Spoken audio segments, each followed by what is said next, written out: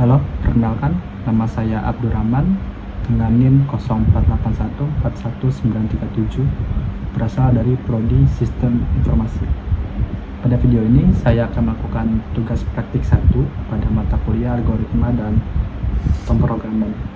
Sekarang kita akan masuk ke pembahasan soal nomor 2, yaitu tentang pseudokode. Sebelumnya, pseudokode atau disebut juga dengan kode semu adalah kalimat deklaratif yang sebenarnya mirip dengan bahasa pemrograman.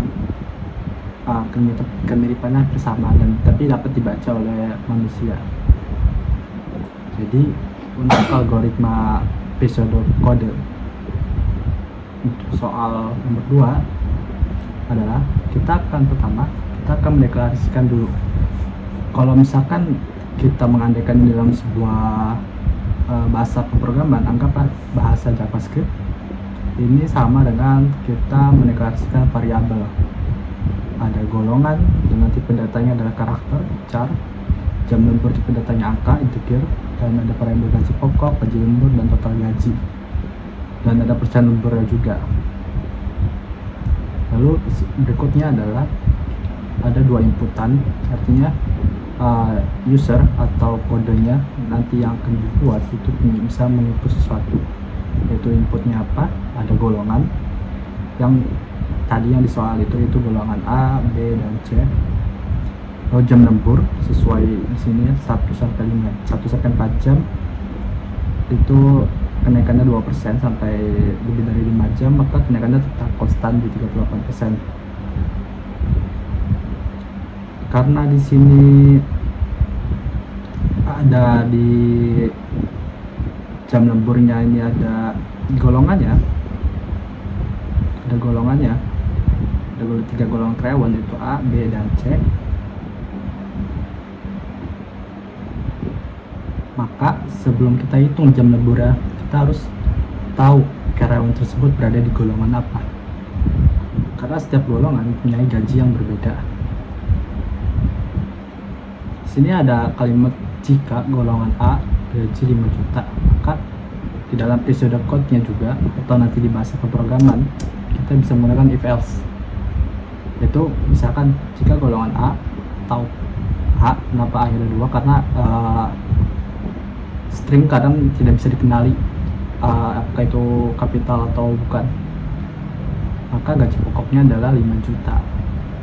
Jika enggak, kalau bukan, misalkan golongan B, maka gajinya 6,5 juta, dan misalkan golongannya C, maka gajinya 9,5 juta. Jika karyawan tersebut tidak ada di antara A, B, atau C, maka golongannya tidak valid, agar kode yang akan kita buat nanti itu tidak return error. Nah, setelah kita bisa mendefinisikan if else pada golongan karyawan, selanjutnya kita bisa mendefinisikan jam lemburnya. Misalkan tadi kita udah mendefinisikan golongan karyawan, anggaplah karyawannya golongan A, maka karyawan punya gaji pokok 5 juta. Karyawan A lembur selama 1 jam, yang mana di sini kita mendefinisikan persentase lemburnya. Jika jam lembur adalah 1 jam, maka persen lembur adalah 0,30. Jika 2 jam 0,32, jika 3 jam 0,34, jika 4 jam 0,36, dan jika lebih dari 5 jam maka 0,38. Jika nggak lembur ya 0%.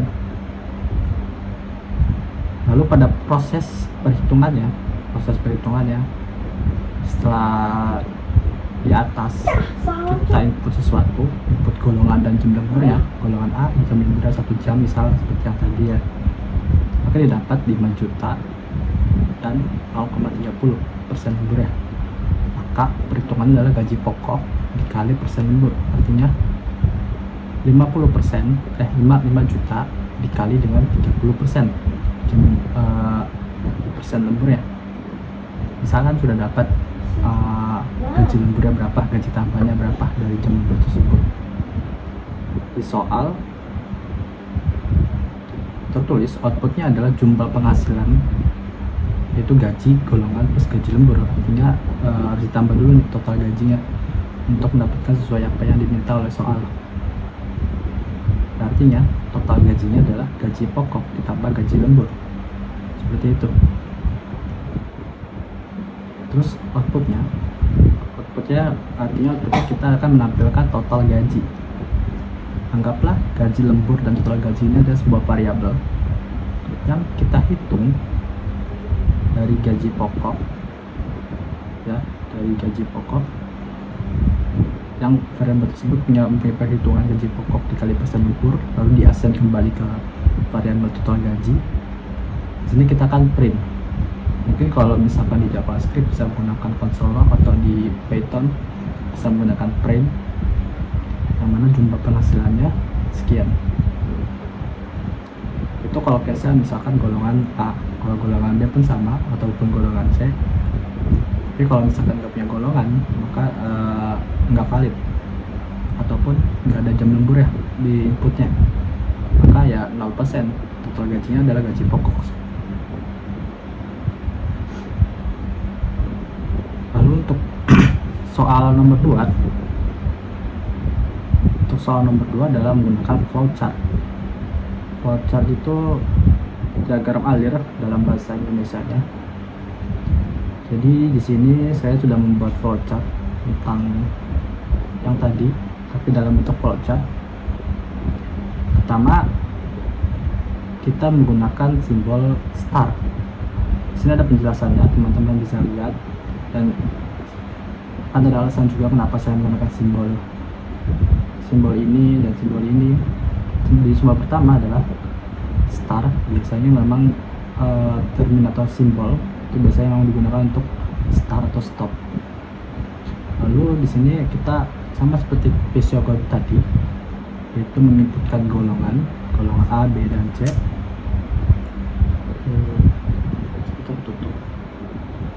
Golongan A, B, dan C. Di sini saya menggunakan simbol input dan output. Yang ini input dan output seperti jajar genjang, yaitu misalkan user memasukkan golongan A dan jam lemburnya adalah 2 jam. Di sini ada simbol decision, simbol pilih, atau dalam bahasa programnya if else. Ya, if else. Misalkan golongannya, inputnya golongannya A, ya maka konektornya akan mengarah ke golongan A gaji 5 juta, ataupun golongan B gaji 6,5 juta, dan seterusnya. Lalu di sini juga ada simbol decision lagi, simbol keputusan untuk jam lembur. Jadi kalau misalkan kita sudah input golongan dan jam lemburnya berapa, jam lemburnya 2 jam seperti tadi ya, 2 jam, maka 32% gaji pokok. Lalu di sini kita akan menghitung lagi gaji lemburnya seperti yang di episode kode, yaitu gaji pokok dikali persen lembur menggunakan simbol input dan menggunakan simbol processing symbol. Artinya ada pengolahan yang dilakukan oleh komputer. Pengolahan yang dimaksud di sini adalah pengolahan matematika ya, pengolahan matematika, yaitu perkalian gaji pokok dikali persen lembur.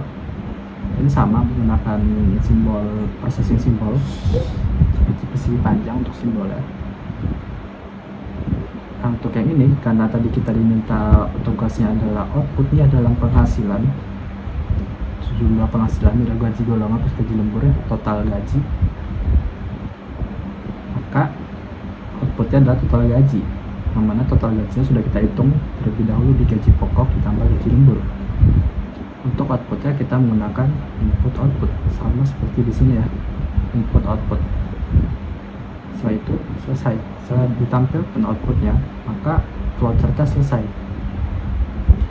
Menggunakan simbol yang sama dengan mulai ya, yaitu terminator simbol yang menandakan start ataupun akhir.